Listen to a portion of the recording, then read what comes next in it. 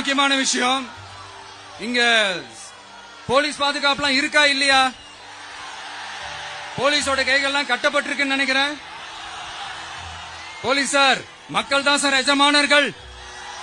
மக்களுக்காக மட்டும்தான் பயப்படணும், வேற யாருக்காகவும் பயப்படணும்னு அவசியமே கிடையாது. இன்னும் 6 மாசம் தான்.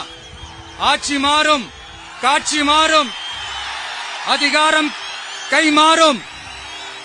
உண்மையான மக்களாட்சி, மனசாட்சி உள்ள மக்களாட்சி அமையும்.